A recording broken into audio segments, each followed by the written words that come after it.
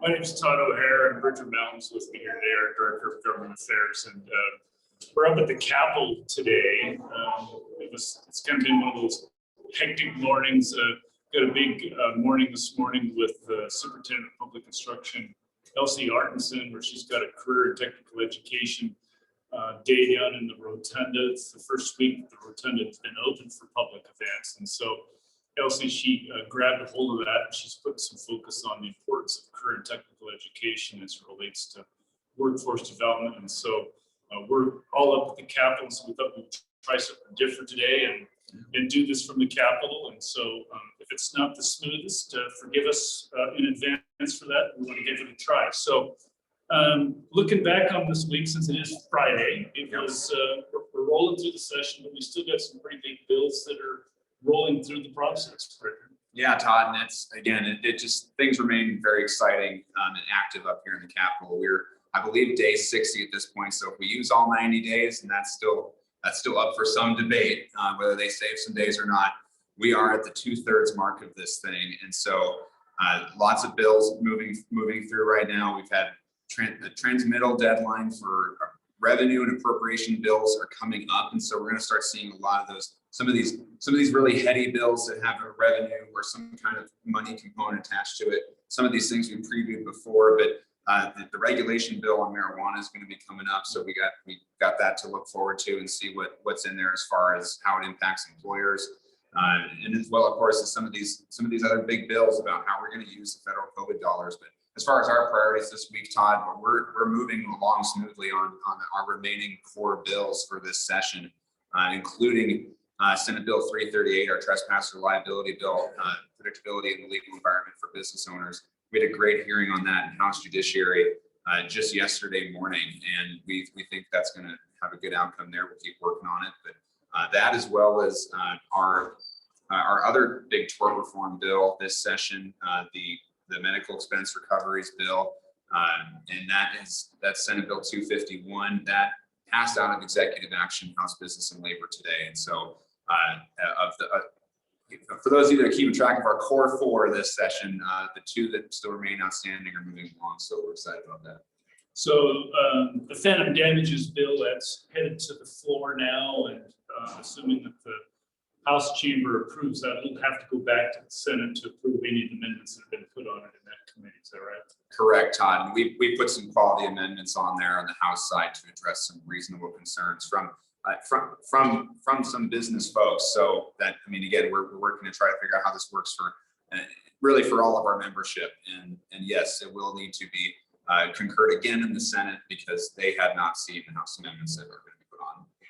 Right. And so aside from the two core bills that the chamber has that's still working through the process, what else were you working on this week that may have been of interest to some of our members? Yeah, actually, Todd, I'd be remiss if I didn't say that our wrongful discharge bill is on its way to the governor's desk. And so we're looking forward to that one being signed very shortly. So huge employment law win for us.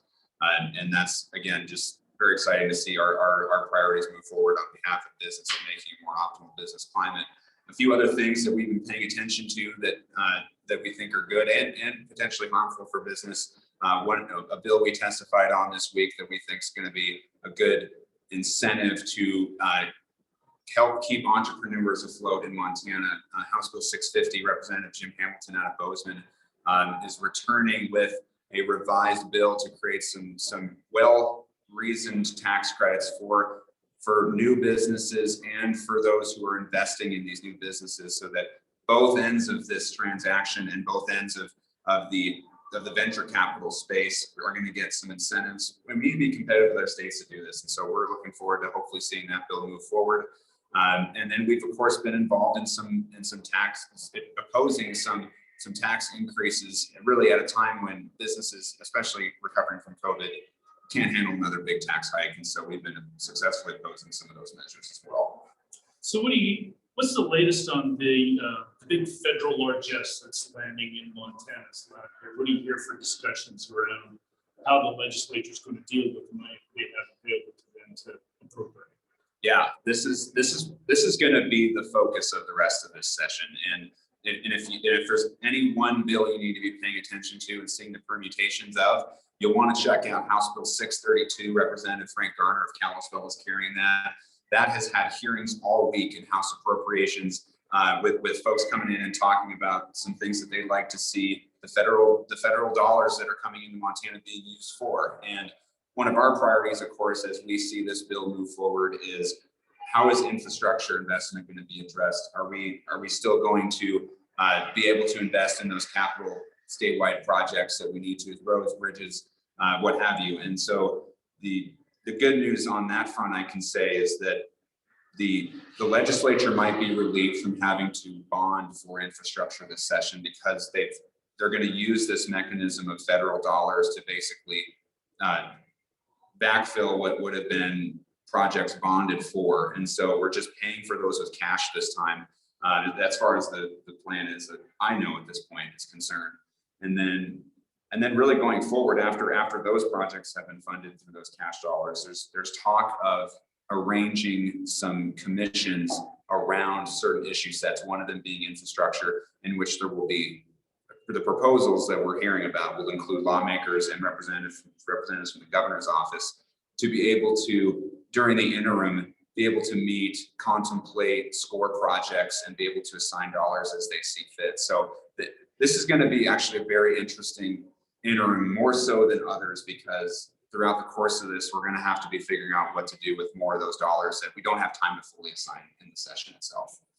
Talked to one of the legislators this morning that's involved in the appropriations process, and he figures that they've spent about $430 million over every day over the last week here in this appropriation process. And so it's a massive amount of money that they're trying to figure out. And I think part of the good news is that a lot of it is focused on one of our core objectives through our envisioned strategic plan, and that's infrastructure. Right. This is where we think the wins for infrastructure this session are going to be realized. It's through the appropriations process of the federal dollars. So no, really encouraging developments, Todd. So as we look into next week, right, we've got one bill that's headed to the House floor. We've got another bill that we're waiting for committee action. Is that kind of the sum of what you can see now looking into next week, knowing the next week is still going to kind of fill out over the coming days? Yeah. Yes, as far as our priorities are concerned, I mean, we'd be hopeful to see both of our remaining bills that haven't been taken to the governor's desk at this point to be heard on the House floor this coming week. That, in addition to, as I mentioned earlier about the transmittal deadline of the appropriations and revenue bills, we're going to see, again, several more tax-related bills come up, and it's going to be a lot of defense in the coming days, and we'll be geared up to be able to do that and make sure that we keep things consistent from both a tax and legal perspective for the state, and of course to follow the appropriations process. That's where the popcorn is going to be, and you'll want it ready.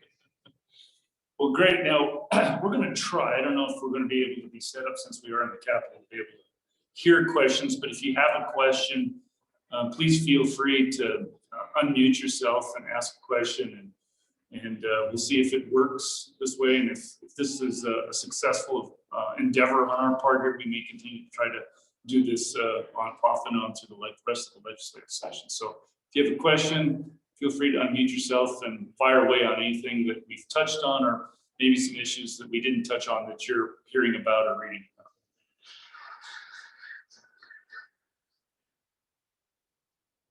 That was for us. Yeah, I think it was for us. We're our own best friends. Yes. Always.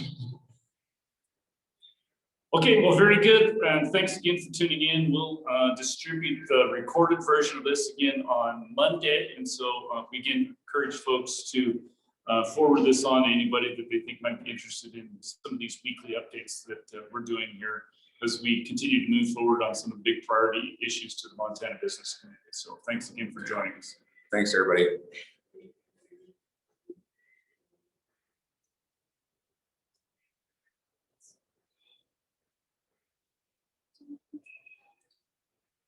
We press end, right?